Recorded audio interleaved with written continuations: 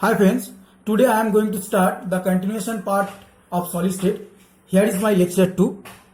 So let's start the lesson. আজকে আমরা প্রথমেই যে জিনিসটি দেখব সেটি হলো contribution of different lattice point in one cubical unit cell. অর্থাৎ একটা কিউবিক্যাল ইউনিট সেলের বিভিন্ন ল্যাটিস পয়েন্ট তার কন্ট্রিবিউশন কতটা, সেই কন্ট্রিবিউশনটা আজকে স্টাডি করব। সো এই রেসপেক্টে প্রথমেই একটি স্টেটমেন্ট দেখব। ঘনকাকার একক কোষের কৌণিক বিন্দুতে অবস্থিত কণা পরস্পর সংলগ্ন 8টি ঘনকাকার একক কোষের ক্ষেত্রেই সাধারণ কণা। অর্থাৎ এটা একটি ল্যাটিস, এই ল্যাটিসে 8টি ইউনিট সেল বর্তমান। এক্সপ্লিসিটলি তোমরা বুঝতে পারছো, 1টি 2টি 3টি 4টি 5টি 6টি 7টি এবং 8টি ইউনিট সেল বর্তমান এই একটি ল্যাটিসে।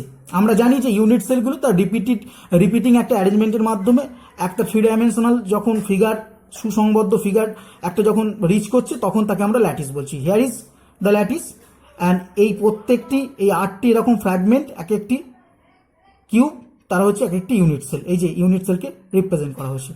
সো এই ইউনিট সেলের এই কৌণিক বিন্দুতে যে কণাটি, দেখো এই কৌণিক বিন্দুতে অবস্থিত এই কণাটি আরও 8টি কিউবের সঙ্গে সাধারণ। অর্থাৎ এই কণাটিকে কন্টেন করে আরও 8টি কিউব তৈরি হয়েছে। এই কণাটি ছাড়া কিন্তু 8টি কিউব গঠন সম্ভব নয়। অর্থাৎ এই কণাটি এই 8টি কিউবেরই অংশ। একটি কৌণিক বিন্দুতে অবস্থিত কণা যদি 8টি কিউবের অংশ হয়, তাহলে ওই একটি কিউবে তার কত কন্ট্রিবিউশন থাকছে? 1/8 অংশ। আবারও বলি, একটি কৌণিক বিন্দুতে অবস্থিত কোনো একটি কণা, সেই কণাটি 8টি কিউবের সাধারণ কণা, অর্থাৎ 8টি কিউবের অংশ। তাহলে একটি কিউবে তার কন্ট্রিবিউশন হচ্ছে 1/8 অংশ। 8টি কিউবের অংশ একটি বিন্দুতে অবস্থিত কণা, একটি কিউবের অংশ 1/8। আমরা যদি 1/8 করে এইভাবে আমরা সামেশন করি, দেখবো 8টি কিউবের ক্ষেত্রে যোগ করলে 8/8 আসছে 1। অর্থাৎ একটি কিউবের ক্ষেত্রে তার কন্ট্রিবিউশনটা দাঁড়াচ্ছে 1/8 অংশ, যেহেতু এটি 8টি কিউবের ক্ষেত্রে সাধারণ কণা। সেকেন্ডলি আমরা আসব ফেস সেন্টার। এই যে এই ফেস সেন্টারে অর্থাৎ পৃষ্ঠকেন্দ্রে যদি কোনো পার্টিকেল থাকে, কোনো অ্যাটম থাকে, কোনো মলিকিউল থাকে, তার ক্ষেত্রে কন্ট্রিবিউশন কত হবে সেই পার্টে আসবে। সেক্ষেত্রে একটি স্টেটমেন্ট দেখব। ঘনকাকার একক কোষের পৃষ্ঠকেন্দ্রে অবস্থিত কণা পরস্পর সংলগ্ন 2টি ঘনকাকার একক কোষের ক্ষেত্রে সাধারণ কণা। অর্থাৎ পৃষ্ঠকেন্দ্রে অবস্থিত একটি কণা, সেই কণাটিকে 2টি কিউব শেয়ার করছে। অর্থাৎ এই কণাটি এই 2টি কিউবেরই অংশ। অর্থাৎ 2টি কিউবের অংশ পৃষ্ঠতলে অবস্থিত একটি কণা। তাহলে একটি কিউবে তার কত পার্ট থাকছে? হাফ পার্ট থাকছে। সুতরাং contribution from one face centre lattice point half.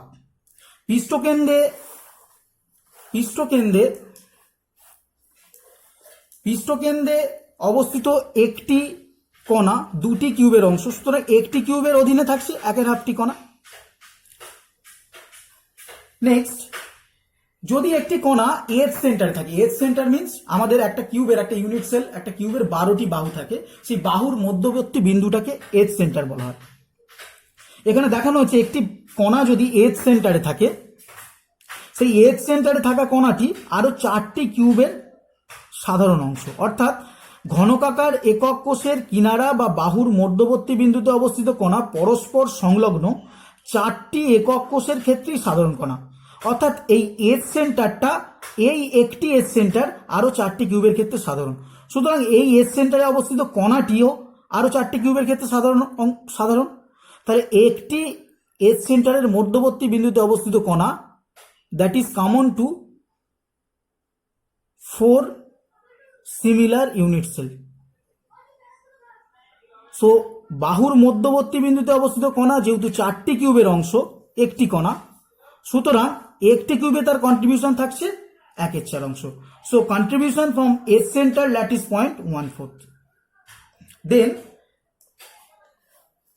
আমাদের যদি দেহের কেন্দ্রে অর্থাৎ বডি সেন্টারে যদি কোনো অ্যাটম থাকে, একটা কিউবের বা একটা ইউনিট সেলের বডি সেন্টারে যদি কোনো অ্যাটম থাকে, তখন তার কন্ট্রিবিউশন কত হবে? সেক্ষেত্রে খুব ডেফিনিট যে এই বডির মধ্যবর্তী স্থানে যদি কোনো কণা থাকে, দেহ কেন্দ্রে কোনো কণা থাকে রাদার, সেটি কোনো কন্ট্রিবিউশন অর্থাৎ কোনো অন্য কিউবের সঙ্গে সাধারণ কণা হয়নি। স্টেটমেন্ট থেকে স্পষ্ট আমরা বুঝতে পারবো কোনো ঘনকাকার একক কোষের দেহকেন্দ্রে অবস্থিত কণাটি সম্পূর্ণরূপে উক্ত কোষের নিজস্ব কণা, অর্থাৎ এই কণাটি আর কারো সঙ্গে কন্ট্রিবিউট করে না, এই কণাটি আর কোনো কিউবে কন্ট্রিবিউট করে না, এটা একেবারেই ওই পার্টিকুলার কিউবটার ইনহেরিয়েন্ট।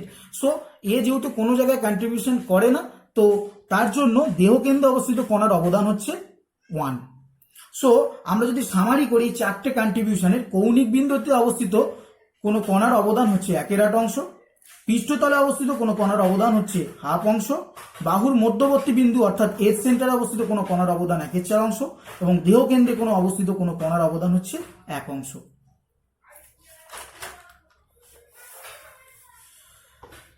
নাও আমরা যেটি শিখব সেটি হচ্ছে বিভিন্ন ধরনের ঘনকাকার একক কোষে কণা সংখ্যা। আমরা মূলত 3টি ঘনকাকার একক কোষের কথা ক্ষেত্রে বলবো, সিম্পল কিউবিক ল্যাটিস বা সরল, face centre cubic lattice FCC পৃষ্ঠকেন্দ্রিক, এবং বিসিসি দেহকেন্দ্রিক কিউবিক ল্যাটিস।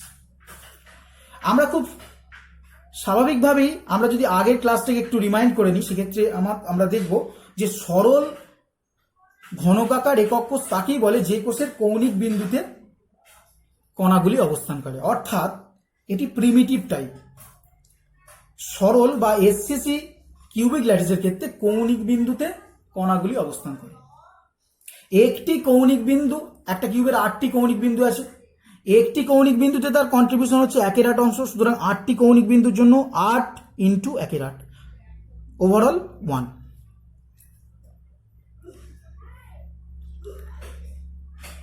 এক্ষেত্রে পৃষ্ঠতলে অবস্থিত কণা থাকে না, দেহকেন্দ্রেও কোনো কণা থাকে না, সুতরাং মোট কণার সংখ্যা হচ্ছে 1। পৃষ্ঠকেন্দ্রিক বা এফ সেন্টারের ক্ষেত্রে আমরা দেখেছি তার ডেফিনেশন ওয়াইজ 8টি কৌণিক বিন্দুতে 8টি কণা থাকে, সঙ্গে সঙ্গে 6টি পৃষ্ঠতলের কেন্দ্রে 6টি কণা থাকে। আমরা এক্ষেত্রে দেখতে পাচ্ছি একটি কৌণিক বিন্দুতে কোনো একটি কণার কন্ট্রিবিউশন হচ্ছে 1/8 অংশ, সুতরাং 8টি কৌণিক বিন্দুতে অবস্থিত কণার জন্য 8 × 1/8, সেখান থেকে আসছে 1, এবং পৃষ্ঠতলে অবস্থিত কোন একটি কণার জন্য তার কন্ট্রিবিউশন হচ্ছে 1/2, সুতরাং 6টি পৃষ্ঠতলে অবস্থিত কণার জন্য কন্ট্রিবিউশন 6 × 1/2, সেখান থেকে আসছে 3, এবং এক্ষেত্রে কোনো দেহকেন্দ্রে কোনো কণা অবস্থান করে না, সুতরাং 1 + 3 = 4। সুতরাং পৃষ্ঠকেন্দ্রিক ঘনকাকার একক কোষের ক্ষেত্রে আমরা 4টি কণা ওভারঅল পাই। দেহকেন্দ্রিক ঘনকাকার একক কোষের ক্ষেত্রে অর্থাৎ বিসিসি ল্যাটিসের ক্ষেত্রে 8টি কৌণিক বিন্দুতে 8টি কণা থাকে, তার সঙ্গে একটি দেহকেন্দ্রে কণা অবস্থান করে। 8টি কৌণিক বিন্দুতে 8টি কণার জন্য 8 × 1/8, সেখান থেকে আসছে 1। পৃষ্ঠতলে কোনো কণার ক্ষেত্রে থাকে না, এবং দেহকেন্দ্রে একটি মাত্র কণা কন্টেইন করে, তার জন্য ওভারঅল 1 আর এই 1 + 1 2। সুতরাং আমরা যদি সামারি করি আমরা দেখব যে সিম্পল কিউবিক ল্যাটিসের ক্ষেত্রে একটি কণা, ফেস সেন্টার কিউবিক ল্যাটিসের ক্ষেত্রে 4টি কণা, বিসিসি ল্যাটিসের ক্ষেত্রে 2টি কণা। সুতরাং তাদের কণা সংখ্যার অর্ডারে যদি আমরা তাদেরকে সাজাই, FCC > BCC > simple cubic lattice. এবার আমরা শিখব এই ফর্মুলা রিলেটেড একগুচ্ছ প্রবলেম। কোনো কেলাসাকার যৌগের একক কোষে উপস্থিত কণা সংখ্যা থেকে উক্ত যৌগের সংকেত নির্ণয়। আমরা এই পার্টে পুরো ডিটেল স্টাডি করব, যত রকমের প্রবলেম হয়। তো প্রথমেই আমরা যে প্রবলেমটা শিখব সেটি, প্রবলেমটা যদি একটু পড়ে নিই। একটি কেলাসাকার আয়নীয় যৌগ M+ ও X- আয়নের সমন্বয়ে গঠিত। আয়নীয় যৌগ, তার মধ্যে ক্যাটায়ন এবং অ্যানায়ন থাকবে, খুবই স্বাভাবিক। উক্ত যৌগের একক কোষে ঘনকাকার এবং একক কোষের কৌণিক বিন্দুতে M+ আয়ন এবং দেহকেন্দ্রে X- আয়ন অবস্থান করে। যৌগটির সম্ভাব্য সংকেত নির্ণয় করে। অর্থাৎ এক্ষেত্রে বলা হয়েছে যে একক কোষের কৌণিক বিন্দুতে M+ আয়নগুলি এবং দেহকেন্দ্রে X- আয়নগুলি অবস্থান করে। সুতরাং আমরা যদি একটু পিকচারটার দিকে লক্ষ্য রাখি, সেক্ষেত্রে আমরা দেখতে পাবো, আমরা যদি একটু সম্ভাব্য পিকচারটার দিকে লক্ষ্য রাখি আমরা দেখতে পাবো যে M+ গুলি কৌণিক বিন্দুতে রেড বুলেট দ্বারা তাদেরকে ডেজিগনেট করা হয়েছে। 8টি কৌণিক বিন্দুতে 8টি M+ আয়ন এবং দেহকেন্দ্রে X- আয়ন ব্লু বুলেট দিয়ে তাকে ডেজিগনেট করা হয়েছে। একটি কৌণিক বিন্দু থেকে অবস্থিত কোনো কণার কন্ট্রিবিউশন হচ্ছে 1/8 অংশ। সুতরাং 8টি কৌণিক বিন্দুতে অবস্থিত কণার জন্য কন্ট্রিবিউশন 8 × 1/8, সুতরাং ওভারঅল হচ্ছে 1। তাহলে কৌণিক বিন্দুতে m প্লাস কণার টোটাল পরিমাণটা হচ্ছে 1। x মাইনাস যে আয়নটি আছে সেটি দেহকেন্দ্রে, আমরা জানি দেহকেন্দ্রে থাকলে তার কন্ট্রিবিউশন হয় ইউনিট সেলের জন্য 1। So overall m plus is to x minus এই রেশিওটা দাঁড়াচ্ছে 1:1। সুতরাং যৌগটির সম্ভাব্য সংকেত দাঁড়াচ্ছে mx। পরবর্তী প্রবলেমে চলে আসি। কোয়েশ্চেন নাম্বার 2, কপার ও গোল্ডের সমন্বয়ে গঠিত একটি যৌগ ঘনকাকার ল্যাটিসে কেলাসিত হয়। ঘনকের পৃষ্ঠকেন্দ্রগুলি কপার পরমাণু দ্বারা এবং কৌণিক বিন্দুগুলি গোল্ড পরমাণু দ্বারা অধিকৃত। যৌগটির সম্ভাব্য সংকেত নির্ণয় করে।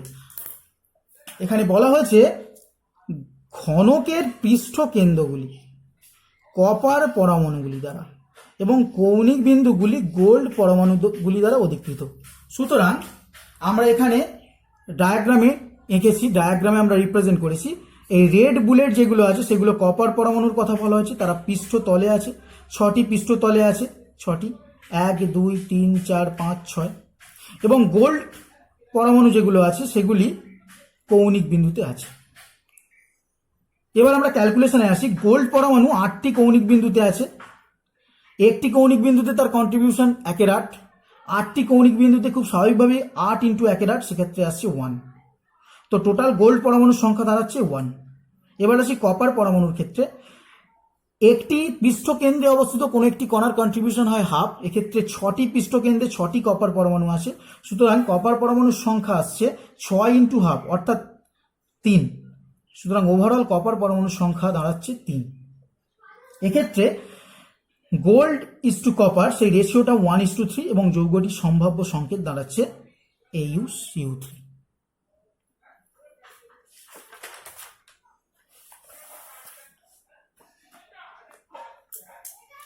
আমরা পরবর্তী প্রবলেমে আসি। একটি কঠিনের যে গঠনাকৃতি তার মধ্যে টাংস্টেন, W হচ্ছে টাংস্টেন, অক্সিজেন এবং সোডিয়াম পরমাণু ঘনকাকার ল্যাটিসের যথাক্রমে কৌণিক বিন্দু, কিনারার মধ্যবিন্দু এবং দেহকেন্দ্রে অবস্থিত। যৌগটির গঠন নির্ণয় করো।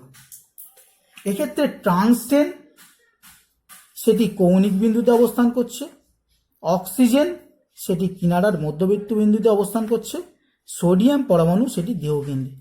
আমরা ডায়াগ্রাম দিয়ে সেটিকে রিপ্রেজেন্ট করেছি। ডায়াগ্রামটা একটু দেখলে বোঝা যায়। এই ডাব্লিউটা হচ্ছে টাংস্টেন, সেগুলি কৌণিক বিন্দুতে অবস্থান করেছে। অক্সিজেন সেগুলি বাহুর মধ্যবর্তী বিন্দুতে অর্থাৎ এজ সেন্টারে অবস্থান করেছে, কিনারার মধ্যবর্তী বিন্দুতে বলা হয়েছে এজ সেন্টার। এবং সোডিয়াম পরমাণুটি দেহকেন্দ্রে অবস্থান করেছে। স্বাভাবিকভাবে টাংস্টেনের টোটাল নাম্বার বার করছি 8টি কৌণিক বিন্দুর জন্য। একটি কৌণিক বিন্দুর জন্য 1/8 কন্ট্রিবিউশন, 8টি কৌণিক বিন্দুর জন্য 8 × 1/8, সেক্ষেত্রে 1। একটি এজ সেন্টারে কোনো একটি কণার অবদান হচ্ছে 1/4 অংশ, 12টি এজ সেন্টারের জন্য 12 × 1/4, সেক্ষেত্রে আসছে 3। এবং সোডিয়াম পরমাণুটি দেহকেন্দ্রে অবস্থান করার জন্য সেটি কন্ট্রিবিউশন দাঁড়ায় 1। So overall sodium is to tungsten is to oxygen আসছে 1:1:3। আমরা কেমিক্যাল ফর্মুলা লেখার একটি নিয়ম আছে, আগে ধাতু তারপরে অধাতু, কোনো যৌগের গঠন লেখার নিয়ম এটাই। সো সেক্ষেত্রে এইভাবেই এই কনসিডারেশন উপর বেস করেই যৌগটির সম্ভাব্য সংকেত আমরা লিখছি NaWO3। নেক্সট আমরা কোয়েশ্চেন নাম্বার 4-এ যাচ্ছি। কোয়েশ্চেন নাম্বার 4-এ বলা হয়েছে X ও Y মৌলের সমন্বয়ে গঠিত একটি কেলাসাকার যৌগের একক কোষ ঘনকাকার। একক কোষের কৌণিক বিন্দুগুলিতে ও পৃষ্ঠকেন্দ্রগুলিতে X পরমাণু অবস্থান করে এবং দেহকেন্দ্র ও প্রতিটি বাহুর মধ্যবর্তী বিন্দুতে Y পরমাণু অবস্থান করে। যৌগটির সম্ভাব্য সংকেত নির্ণয় করে। সুতরাং এখানে বলা হয়েছে কৌণিক বিন্দু এবং পৃষ্ঠকেন্দ্রগুলিতে X পরমাণু, দেহকেন্দ্র এবং প্রতিটি বাহুর মধ্যবর্তী বিন্দুতে Y পরমাণু। সো আমরা যদি ডায়াগ্রামে একটু আসি, ডায়াগ্রামেটিক রিপ্রেজেন্টেশন আমরা একটু যদি দেখি, সেক্ষেত্রে আমরা দেখব এক্স পরমাণুটি কৌণিক বিন্দুতে ব্ল্যাক বুলেট দিয়ে সেটাকে ডেজিগনেট করা হয়েছে। কৌণিক বিন্দুগুলিতে 8টি এক্স পরমাণু, 8টি, 1 2 3 4 5 6 7 8, 8টি। 6টি পৃষ্ঠকেন্দ্রে আছে, এই 6টি, 1টি 2টি 3টি 4টি 5টি 6টি, 6টি পৃষ্ঠকেন্দ্রে আছে এক্স পরমাণুগুলি। দেহকেন্দ্র ও প্রতিটি বাহুর মধ্যবর্তী বিন্দুতে ওয়াই পরমাণু, সেগুলিকে রেড বুলেট দ্বারা ডেজিগনেট করা হয়েছে। এই প্রথমেই দেহকেন্দ্র এবং 12টি বাহুর মধ্যবর্তী বিন্দুতে এই ওয়াই পরমাণুগুলি অবস্থান করে। সুতরাং টোটাল এক্সটা হচ্ছে একটি কৌণিক বিন্দুতে অবস্থিত কণার কন্ট্রিবিউশন 1 রাট, সুতরাং 8টির জন্য 8 ইন্টু 1 রাট, এখান থেকে আসছে 1, প্লাস একটি পৃষ্ঠতলে অবস্থিত কণার অবদান হচ্ছে হাফ অংশ, সুতরাং 6টি পৃষ্ঠতলে অবস্থিত কণার জন্য 6 ইন্টু হাফ, সেক্ষেত্রে ওভাল আসছে 1 + 3 = 4। নেক্সট, ওয়াই পরমাণুর মোট ওয়াই পরমাণুর সংখ্যা। এজ সেন্টারে অবস্থিত কোনো একটি কণার অবদান হচ্ছে 1/4 অংশ, 12টি এজ সেন্টারে অবস্থিত কণা আছে তার জন্য 12 ইন্টু 1/4 অংশ, আর একটি দেহকেন্দ্রে অবস্থিত কণা আছে তার জন্য +1, সো 3 + 1 = 4। সুতরাং x:y এই রেশিওটা 4:4 আসছে। তাহলে কি এর গঠন সংকেত x4y4 হবে? না, আমরা জানি ডাল্টনের মতবাদ অনুযায়ী পরমাণুগুলি সর্বদা পূর্ণ সংখ্যা সরল অনুপাতে যুক্ত হয়, অর্থাৎ এই সংখ্যাটিকে আমরা এর আবার ব্রেকডাউন করতে পারি, এর লোয়ার লিমিটে নামতে পারি। 4:4টাকে আমরা 1:1 এ লিখতে পারি। 1:1টাকেই যখন আমরা আরো ব্রেক করতে যাব, ব্রেক আমরা করতে পারি, বাট সেটা পূর্ণ সংখ্যার সরল গুণিতক হবে না, ইন্টিজার হবে না সেটা। তার জন্য x:y রেশিওটাকে আমরা একেবারে স্মলেস্ট রেশিওতে নেব, পূর্ণ সংখ্যা সরল অনুপাতে। সেই হিসাবে আমাদের আলটিমেট আনসারটা আসবে xy। এবং এক্ষেত্রে এক্স কেন আগে ওয়াই কেন পরে সেই কোয়েশ্চেনটা আসতে পারে। এখানে সিম্পলি আমরা অ্যালফাবেটিক্যাল অর্ডারটাকে ফলো করেছি, আগে এক্স লিখেছি পরে ওয়াই লিখেছি। যেহেতু এখানে কোনো রকম কোনো ধাতু বা অধাতু কোনো কিছু বলে দেওয়া হয়নি, সুতরাং আমরা শুধুমাত্র অ্যালফাবেটিক্যাল অর্ডারের উপর কনসিডারেশন করে আমরা এই যৌগের সংকেতটিকে xy লিখেছি। নেক্সট আমরা যে প্রবলেমটিতে আসবো সেটি কোয়েশ্চেন নাম্বার 5। কোয়েশ্চেন নাম্বার 5 আমরা যেটি দেখতে পাচ্ছি, এ ও বি পরমাণু দ্বারা গঠিত একটি কেলাসাকার যৌগের একক কোষ পৃষ্ঠকেন্দ্রিক ঘনকাকার। একক কোষের কৌণিক বিন্দুতে এ পরমাণু এবং পৃষ্ঠকেন্দ্রে বি পরমাণু অবস্থান করে। যদি একটি কৌণিক বিন্দু থেকে পরমাণু নিরুদ্দিষ্ট হয় তবে যৌগটি সম্ভাব্য সরলতম সংকেত কি হবে? অর্থাৎ এক্ষেত্রে আমাদের স্ট্রাকচারালি যেটা বলেছে যে একক কোষের কৌণিক বিন্দুতে এ পরমাণু অবস্থান করছে, পৃষ্ঠকেন্দ্রে বি পরমাণু অবস্থান করে। তাহলে কৌণিক বিন্দুতে আমাদের 8টি কৌণিক বিন্দু আছে, 8টি কৌণিক বিন্দুতে 8টি পরমাণু অবস্থান করছিল। সেক্ষেত্রে আমাদের কন্ডিশন অনুযায়ী আমাদের একটি কৌণিক পরমাণু নিরুদ্দিষ্ট হয়েছে, এই জন্য এই জায়গাটি ভ্যাকেন্ট রাখা হয়েছে। ফেজ সেন্টারে বি পরমাণুগুলি অবস্থান করছিল, 6টি ফেজ সেন্টারে 6টি বি পরমাণু আছে, 1টি 2টি 3টি 4টি 5টি 6টি। তাহলে আমাদের 8টি কৌণিক বিন্দুর জায়গায় 7টি কৌণিক বিন্দুতে 7টি পরমাণু বর্তমান, একটি কৌণিক বিন্দু থেকে একটি পরমাণু মিসিং আছে। সো ওভারঅল এ তার নাম্বার হবে a = আমরা যেটা দেখতে পাবো, একটি কৌণিক বিন্দুর জন্য অবদান হচ্ছে 1 রাট অংশ, 7টি কৌণিক বিন্দুর জন্য তাহলে 7 × 1 রাট 7 রাট। বি কত হবে? একটি পৃষ্ঠতলে অবস্থিত কণার কন্ট্রিবিউশন হচ্ছে হাফ, সুতরাং 6টি পৃষ্ঠতলে অবস্থিত কণার জন্য 6 × হাফ, সেক্ষেত্রে আসছে 3। সুতরাং a:b রেশিও হবে 7/8:3। এইরকম ফ্র্যাকশনে থাকলে আমাদের নিয়ম হচ্ছে এলসিএম বার করা। তো এক্ষেত্রে এলসিএম হবে 8, সেই এলসিএম দিয়ে মাল্টিপ্লাই করা। 7/8কে 8 দিয়ে মাল্টিপ্লাই করলাম, 3 × 8 করলাম, 7:24, অর্থাৎ অনুপাতটা আমাদের আসছে 7:24। 7:24।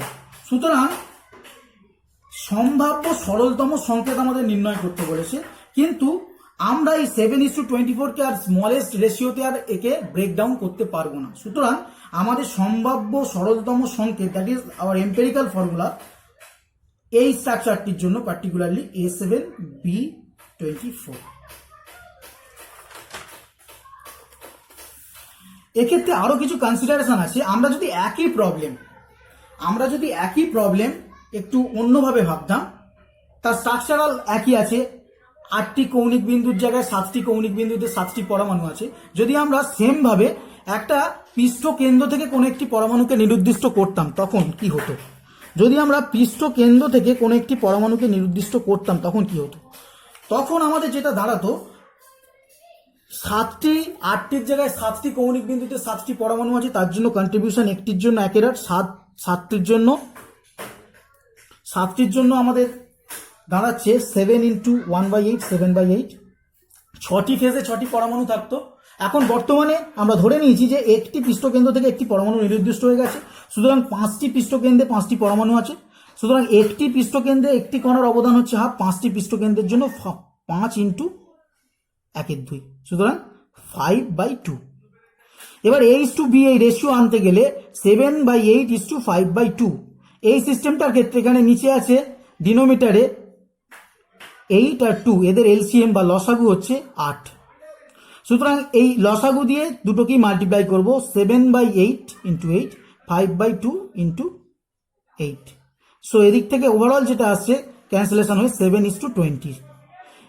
সো এই 7:20কে আমরা সিম্পলেস্ট ফর্মে ভাঙতে পারি না, সেক্ষেত্রে সংকেত হবে A7B20। এটা আমাদের মাথায় রাখতে হবে। সুতরাং আমরা যদি একটি কৌণিক বিন্দু থেকে একটি পরমাণু অপসারণ করি, সেক্ষেত্রে আমাদের সংকেত আসে A7B24। একটি পৃষ্ঠকেন্দ্র সঙ্গে একটি কৌণিক বিন্দু থেকে যদি একটি কণা অপসারণ করি, তখন আমাদের সংকেত আসে A7B20। আবার আমরা যদি এইরকম করে ভাবি যে কৌণিক বিন্দুতে যদি কণাটিকে অপরিবর্তিত রেখে যদি পৃষ্ঠকেন্দ্র থেকে শুধুমাত্র কণাটি নির্দিষ্ট করতে চাই, আমরা যদি কৌণিক বিন্দুতে অপরিবর্তিত কণা থাকে, যদি পৃষ্ঠকেন্দ্র থেকে আমরা নির্দিষ্ট করি, তখন আমরা কি পাবো? তাহলে 8টি কৌণিক বিন্দুতে 8টি কণা আছে, একটি কৌণিক বিন্দুতে অবদান একটি কণার জন্য হচ্ছে 1/8 অংশ, 8টি কৌণিক বিন্দুতে অবস্থিত কণার জন্য 8 × 1/8, সুতরাং 1 আসছে। 6টি ফেজের মধ্যে এখন 5টি ফেজে 5টি কণা আছে, আমরা বলেছি একটি পৃষ্ঠকেন্দ্র থেকে নির্দিষ্ট হবে, সুতরাং 5 × 1/2 = 5/2। A:B করতে গেলে আমরা যেটা দেখতে পাবো 1:5/2। এই 1:5/2 এক্ষেত্রে এলসিএম আসছে 2, সুতরাং 1 × 2, 5/2 × 2, ওভারঅল রেশিওটা যেটা আসছে সেটা হচ্ছে 2:5। সুতরাং এই যৌগটির সম্ভাব্য সংকেত হচ্ছে A2B5। আমার মনে হয় এক্সপ্লিসিটলি তোমরা এই জায়গাটা একটু হাইলাইট করো এবং তাহলে বুঝতে পারবে। নেক্সট আমরা আরো একটি ইম্পর্টেন্ট কনসেপ্ট একটি কোয়েশ্চেনের মাধ্যমে দেখব।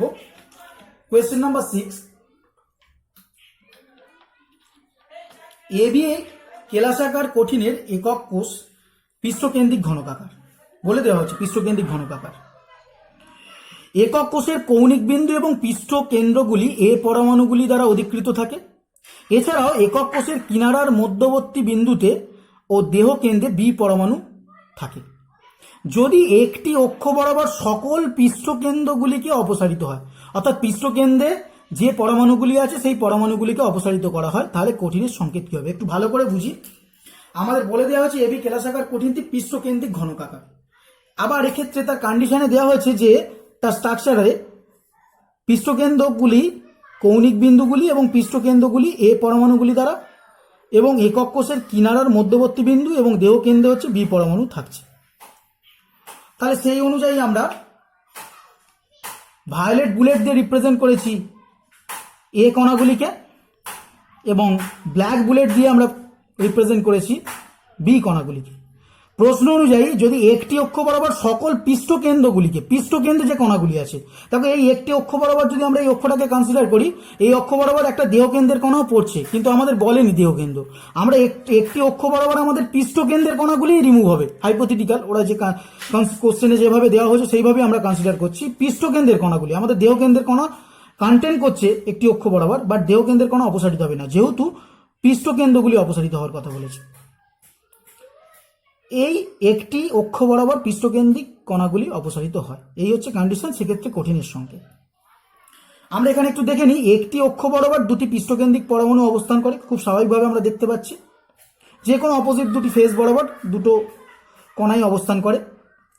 সুতরাং একটি অক্ষ বরাবর পৃষ্ঠকেন্দ্রিক পরমাণুর অপসারণ করলে আমরা দুটি পৃষ্ঠকেন্দ্রিক পরমাণু অপসারিত হয়। একটি অক্ষ বরাবর যদি আমরা পৃষ্ঠকেন্দ্রিক পরমাণুগুলি অপসারিত করি সেক্ষেত্রে দুটি পরমাণু অপসারিত হবে। সুতরাং আমাদের এগুলি আমাদের বলা হয়েছে, এগুলি হচ্ছে কৌণিক বিন্দুতে এবং পৃষ্ঠকেন্দ্রে অবস্থান করে। সুতরাং 8টি কৌণিক বিন্দুতে ইন্ট্যাক্ট আছে, 8 × 1 সেক্ষেত্রে 1 আসছে। 6টি ফেজের জায়গায় একটি অক্ষ বরাবর দুটি পৃষ্ঠকেন্দ্রিক পরমাণু অপসারিত হওয়ার জন্য এখন 4টি ফেজে আছে, 4 × ½ হচ্ছে, সেক্ষেত্রে 1 + 2 = 3। বিগুলি কোথায় অবস্থান করছিল? বাহুর মধ্যবর্তী বিন্দুতে, 12টি বাহুর মধ্যবর্তী বিন্দুতে এবং একটি দেহকেন্দ্রে। 12 × 1 = 4, সেক্ষেত্রে 3 প্লাস দেহকেন্দ্রের জন্য 1, 3 + 1 = 4। সুতরাং A:B তার রেশিওটা আসছে 3:4। সুতরাং উক্ত কঠিনের সংকেত হচ্ছে A3B4। স্বাভাবিকভাবে এটা একটা জেনারেল ট্রিটমেন্ট যে কোনো কম্পিটিটিভ এক্সামের জন্য, যে একটি অক্ষ বরাবর যদি আমরা পৃষ্ঠকেন্দ্রিক কণাগুলিকে অপসারিত করি সেক্ষেত্রে অলওয়েজ এই আনসারটাই আসবে A3B4। এক্ষেত্রেও আমরা কিছু স্পেশাল কনসিডারেশন দেখব। যদি আমাদের প্রশ্নে এরকম বলা হতো একটি অক্ষ বরাবর সকল পরমাণুকে অপসারিত করা হয়েছে, একটি অক্ষ বরাবর যদি সকল পরমাণুকে অপসারিত করা হয় সেখানে কি তার সংকেত হবে? আমাদের মনে রাখতে হবে একটি অক্ষ বরাবর দুটি পৃষ্ঠকেন্দ্রিক পরমাণু এবং একটি দেহকেন্দ্রিক পরমাণু অবস্থান করে। সুতরাং একটি অক্ষ বরাবর সকল পরমাণু অপসারিত করতে গেলে দুটি পৃষ্ঠকেন্দ্রিক পরমাণু সঙ্গে একটি দেহকেন্দ্রিক পরমাণু অপসারিত হবে, অর্থাৎ ওভারঅল 3টি পরমাণু অপসারিত হবে। সেক্ষেত্রে A = 8 × 1 প্লাস 4 × 2, অর্থাৎ একটি অক্ষ বরাবর সকল পরমাণু অপসারিত হয়েছে, দুটি পৃষ্ঠকেন্দ্র থেকে তো অপসারিত হয়েছে, 6টি পৃষ্ঠকেন্দ্রের মধ্যে এখন 4টি পৃষ্ঠকেন্দ্রে পরমাণু বর্তমান।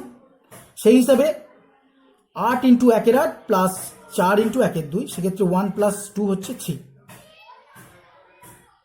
আমরা বি পরমাণুগুলি বাহুর মধ্যবর্তী বিন্দুতে এবং দেহকেন্দ্রে অবস্থান করে। বাহুর মধ্যবর্তী বিন্দু থেকে কোনো পরমাণু অপসারিত হয় না একটি অক্ষ বরাবর সকল পরমাণু অপসারিত করলেও। সুতরাং তারা যেমন ছিল তেমন আছে, 12 × 1 = 4, সেক্ষেত্রে 3 আসছে। আর দেহকেন্দ্র থেকে যেহেতু পরমাণুটি অপসারিত হয়ে গেছে সুতরাং তার কন্ট্রিবিউশন 0। তাহলে A এর টোটাল নাম্বার আসছে 3, B এর টোটাল নাম্বার আসছে 3। সুতরাং A:B 3:3। আবার পরমাণুগুলি পূর্ণ সংখ্যার সরল অনুপাতে যুক্ত হয় 1:1। সুতরাং কঠিনের সরলতম গঠন সংকেত হবে AB। তাহলে একটি অক্ষ বরাবর পৃষ্ঠকেন্দ্রের পরমাণুগুলি অপসারিত হলে সেক্ষেত্রে A3B4, আর একটি অক্ষ বরাবর সকল পরমাণু অপসারিত করলে সেক্ষেত্রে গঠন সংকেত AB। এই দুটো টার্মের মধ্যে একটু মাথায় রাখতে হবে এবং এই ডিফারেন্সিয়েশনটা বুঝতে হবে উইথ ক্যালকুলেশন। নেক্সট আরো একটি ইম্পর্টেন্ট কনসেপ্টের সঙ্গে আরেকটি কোয়েশ্চেনের সমাধান করব আমরা। কোয়েশ্চেনটি একটু দেখে নেওয়া যাক। কোয়েশ্চেন নাম্বার 7, সেটি একটি ডায়াগ্রামেটিক রিপ্রেজেন্টেশনের মাধ্যমে দেখানো হয়েছে। এ compound MpXQ has cubic close packing CCP arrangement of X. Its unit cell structure is shown above. Write down its empirical formula. What is empirical formula? Simplest form. Empirical formula হচ্ছে, তোমরা স্থূল সংকেত আণবিক সংকেত পড়েছো, সেই স্থূল সংকেত হচ্ছে এম্পেরিক্যাল ফর্মুলা। সিম্পলেস্ট ফর্ম মানে যতগুলো মিনিমাম নাম্বার অফ অ্যাটম প্রয়োজন কোনো একটা কম্পাউন্ডকে ডেসক্রাইব করার জন্য, সেই সিম্পলেস্ট ফর্মটাই হচ্ছে empirical formula. Structure can be represented by minimum number of atoms. So সেই মিনিমাম নাম্বারস অফ অ্যাটমস ওয়ালা আমাদের এম্পেরিক্যাল ফর্মুলাটাকে ক্যালকুলেট করতে বলেছে এবং এই ডায়াগ্রামটার উপর কনসিডারেশন করে আমরা এখানে দেখতে পাচ্ছি বাহুর মধ্যবর্তী বিন্দুতে M পরমাণুগুলি অবস্থান করছে। একটি, দুটি, তিনটি, চারটি বাহুর মধ্যবর্তী বিন্দুতে অবস্থান করছে এবং একটি দেহকেন্দ্রে। তাহলে একটি বাহুর মধ্যবর্তী বিন্দুতে অবস্থান করলে 1/4 কন্ট্রিবিউশন, সুতরাং 4টি বাহুর মধ্যবর্তী বিন্দুতে 4 × 1/4, আর একটি দেহকেন্দ্রে অবস্থান করছে, সুতরাং 4 × 1/4 প্লাস 1, সেক্ষেত্রে 1 + 1 ওভারঅল আসছে 2।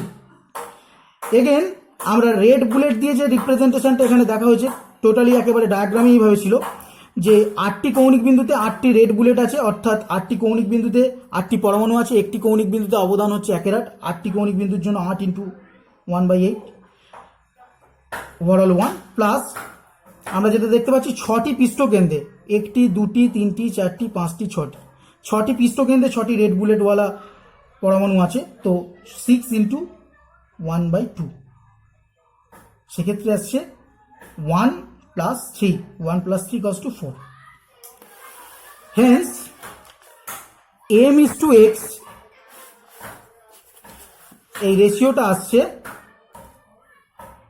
2:4। আমরা বলেছি এম্পেরিক্যাল ফর্মুলা ক্যালকুলেট করব, সুতরাং এদের সিম্পলেস্ট রেশিও 1:2।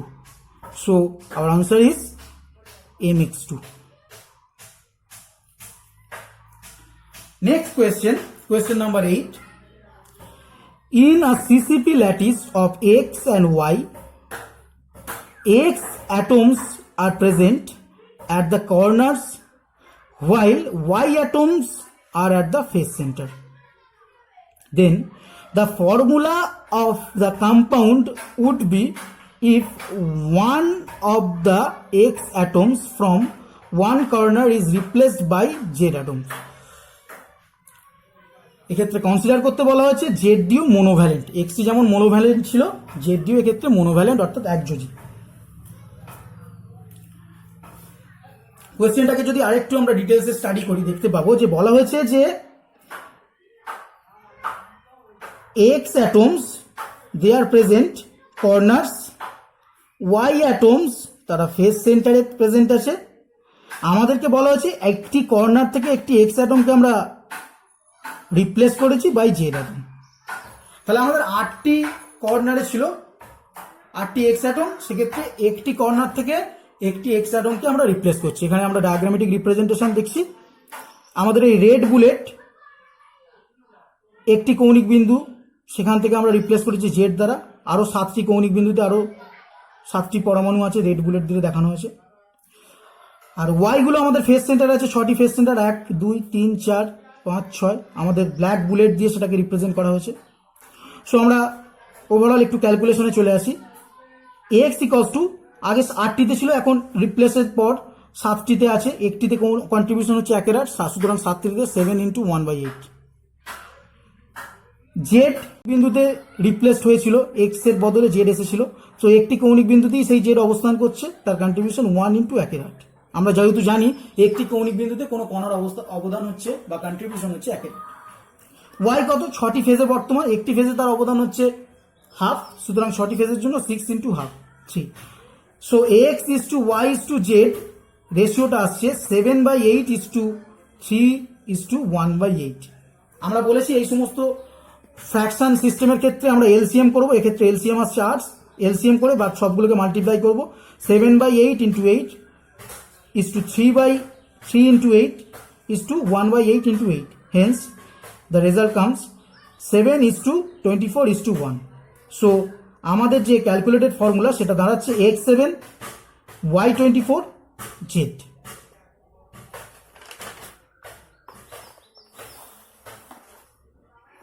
আজকের ভিডিও লেকচারের আমাদের শেষ কোয়েশ্চেন নাম্বার 9। এর মধ্যেও একটি ইম্পর্টেন্ট কনসেপ্টকে আমরা রাখার চেষ্টা করেছি। সো আমরা এই কোয়েশ্চেনটা স্টার্ট করব, দেখা যাক কি বলা হয়েছে। কোয়েশ্চেন নাম্বার 9, এবি কেলাসাকার কঠিনের একক কোষ পৃষ্ঠকেন্দ্রিক ঘনকাকার। একক কোষের কৌণিক বিন্দু ও পৃষ্ঠতলগুলি এ পরমাণু দ্বারা অধিকৃত। এছাড়াও একক কোষের কিনারার মধ্যবর্তী বিন্দু এবং দেহকেন্দ্র বি পরমাণু দ্বারা অধিকৃত। যদি একটি বডি ডায়াগোনাল বরাবর সকল পরমাণুগুলিকে অপসারিত করা হয় তবে উক্ত কঠিনের সংকেত কি? একটি বডি ডায়াগোনাল, ইন্টারেস্টিং। আমরা জানি যে কিউবের ক্ষেত্রে আমরা দেখেছিলাম যে একটি ফেজে 2টি ফেজ ডায়াগোনাল থাকে, আর একটা কিউবের ক্ষেত্রে 4টি বডি ডায়াগোনাল থাকে। তো তো এক্ষেত্রে একটি বডি ডায়াগোনাল বরাবর সকল পরমাণুকে অপসারিত করা হয়েছে এবং তারও আগে যেটা বলা হয়েছে এফসিসি ল্যাটিস এটি একটা পৃষ্ঠকেন্দ্রিক ঘনকাকার একক কোষ। সেক্ষেত্রে একক কোষের কৌণিক বিন্দু এবং পৃষ্ঠতলগুলি এ পরমাণুগুলি দ্বারা অধিকৃত হয়ে আছে এবং কিনারার মধ্যবিন্দু এবং দেহকেন্দ্র বি পরমাণু দ্বারা। আমরা আগে এরকম কনসিডারেশনের একটি অঙ্ক করেছি। সো সেই নিউমেরিক্যালে যেহেতু আমরা পিকচারটা দিয়েছিলাম, সেক্ষেত্রে এখানে আর পিকচারটা আমরা ড্র করিনি, আমরা একেবারে এক্সপ্লিসিটলি চলে আসছি একটি বডি ডায়াগোনাল যে পার্টটা আছে সেই বডি ডায়াগোনাল পার্টি। আমরা দেখতে পাচ্ছি একটি বডি ডায়াগোনাল এইভাবে যদি আমরা ড্র করি, একটি বডি ডায়াগোনাল দুটি কৌণিক বিন্দুর পরমাণু এবং একটি দেহকেন্দ্রের পরমাণুটাকে কন্টেন করে আছে। সুতরাং একটি বডি ডায়াগোনালকে আমরা যদি রিমুভ করি, এই দুটো পরমাণু আমাদের রিমুভ হয়ে যাবে।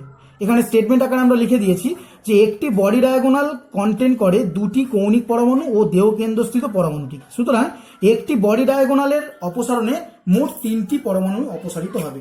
কোন তিনটি পরমাণু? দুটি কৌণিক বিন্দুর পরমাণু এবং একটি দেহকেন্দ্রস্থিত পরমাণু। এবার আমরা এ এবং বি এর টোটাল নাম্বার ক্যালকুলেশনে আসবো।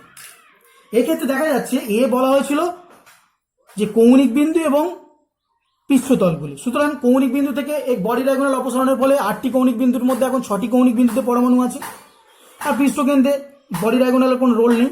সুতরাং 6টি কৌণিক বিন্দুতে 6টি পরমাণুর জন্য 6 × 1/8 কন্ট্রিবিউশন এবং ফেজে যেহেতু পরমাণু ইন্ট্যাক্ট আছে, সুতরাং plus 6 × ½ so overall 3 + 3 equals to 15/4। আর বি পরমাণুগুলি আমাদের কোথায় অবস্থান করছে? কিনারার মধ্যবিন্দু এবং দেহকেন্দ্র। দেহকেন্দ্র থেকে বডি ডায়াগোনাল অপসারণের ফলে দেহকেন্দ্র থেকে পরমাণুটি অপসারিত হয়েছে, সুতরাং শুধু এখন অবস্থান করছে কিনারার মধ্যবিন্দু। সেক্ষেত্রে বি আসছে 12 × 1/4 ইকুয়ালস টু 3। A/B রেশিও আসছে 15/4:3। এক্ষেত্রে আমরা কি করব? এলসিএম বার করব। এলসিএম 4, দুটোকে মাল্টিপ্লাই করব। 15/4 × 4 4 × 3, হেন্স 15:12। সিম্পলেস্ট রেশিও হচ্ছে 5:4। সুতরাং আমাদের কঠিনের গঠন সংকেত হচ্ছে A5B4। অর্থাৎ আমরা একটি বডি ডায়াগোনাল বরাবর যদি সকল পরমাণুকে অপসারিত করি, সেক্ষেত্রে আমাদের কঠিনটির গঠন সংকেত আসছে A5B4। যেহেতু আমরা বডি ডায়াগোনাল বললাম, সেক্ষেত্রে আমরা ফেজ ডায়াগোনালটাও একটু কনসিডার করে রাখি। এগেন যদি একটি ফেজ ডায়াগোনাল রিমুভ করা হয়, তাহলে একটা ফেজ ডায়াগোনাল কন্টেন করছে দুটো কর্নারের অ্যাটম এবং একটি পৃষ্ঠকেন্দ্রের atom. 1 face diagonal contain 2 corner atoms 1 face centre atom. সুতরাং আমরা বলেছিলাম যে এ পরমাণুগুলি কৌণিক বিন্দু এবং পৃষ্ঠকেন্দ্রগুলি অবস্থান করে। সুতরাং এখন কৌণিক বিন্দু দুটো পরমাণু একটা ফেজ ডায়াগোনাল অপসারণের ফলে কৌণিক বিন্দু দুটি পরমাণু অপসারিত হয়েছে। এখন 6টি কৌণিক বিন্দুতে 6টি পরমাণু, 6 × 1/8 প্লাস 6টি ফেজের মধ্যে একটি ফেজ ডায়াগোনাল অপসারিত হওয়ার জন্য ফেজ ডায়াগোনালের মাধ্যমে একটি ফেজ থেকে একটি কণা অপসারিত হয়ে গেছে। সুতরাং এখন 5টি ফেজে 5টি কণা, 6টি ফেজের মধ্যে 5টি ফেজে 5টি কণা বর্তমান। একটি ফেজের জন্য কন্ট্রিবিউশন হাফ, 5টির জন্য 5 × 1/2। হেন্স 3/4 প্লাস 5/2 ওভারঅল আসছে 13/4। এবং বি এর ক্ষেত্রে যেহেতু বডি পার্টের সঙ্গে এখানে কোনো রিলেশন নেই, বি বলা হয়েছিল যে দেহকেন্দ্রের মধ্যবর্তী বিন্দুতে এবং দেহকেন্দ্রে এবং এজ সেন্টারে অবস্থান করে। সুতরাং 12টি এজ সেন্টার, তার জন্য 1/4, একটির জন্য কন্ট্রিবিউশন 12 × 1/4 প্লাস 1। সেক্ষেত্রে 3 + 1 = 4। Hence A/B ratio 13/4:4 equals to, আমরা এলসিএম করবো, এগেন মাল্টিপ্লাই করবো 13:16। সেক্ষেত্রে কোটিনের গঠন সংকেতটি আসছে A13 B16। তাহলে আমরা বডি ডায়াগোনাল যদি রিমুভ করি তার সমস্ত পরমাণুগুলি, সেক্ষেত্রে A5B4, এবং যদি এটি ফেজ ডায়াগোনাল রিমুভ করি সেক্ষেত্রে A13 B16। Thank you.